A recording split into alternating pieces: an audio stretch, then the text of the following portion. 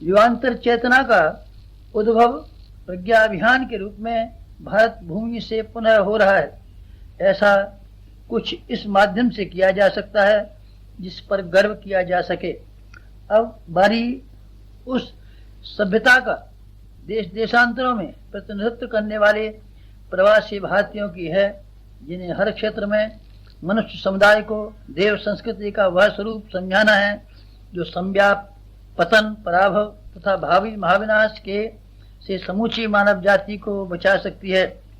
सर्वप्रथम कार्य तो यह है कि विभिन्न जाति या संप्रदाय के व्यक्ति जो अपने प्रवासी भारतीयों के रूप में विदेशों में बसे हैं, एक परिवार की तरीके से रहने लगें। भारत बहुत बड़ा देश है, उसमें अनेकों भाषाएं बोली जाती हैं और अनेकों संप्रदायों की भरमार है।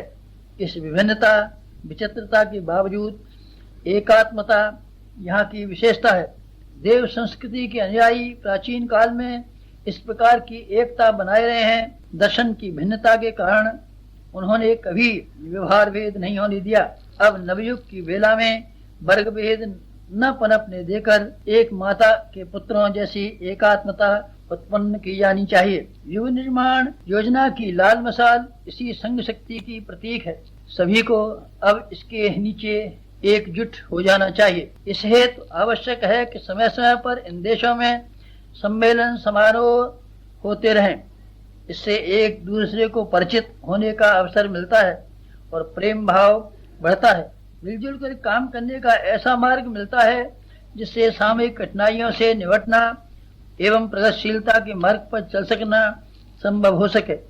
इन दिनों हमें युग निर्माण सम्मेलनों की हर क्षेत्र में व्यवस्था बनानी चाहिए ताकि समीपवर्ती लोग सरलता पूर्वक उसमें सम्मिलित होते रहें। पूरे देश या क्षेत्र का एक बड़ा समारोह तो यदाकदा कहीं कहीं ही हो सकता है, क्योंकि उसके लिए बड़े साधन जुटाने पड़ते हैं, जिनकी व्यवस्था बनाना प्राय बड़ों से, साधन संपन्न एवं प्रखर व्यक्तियों से ही संभव है।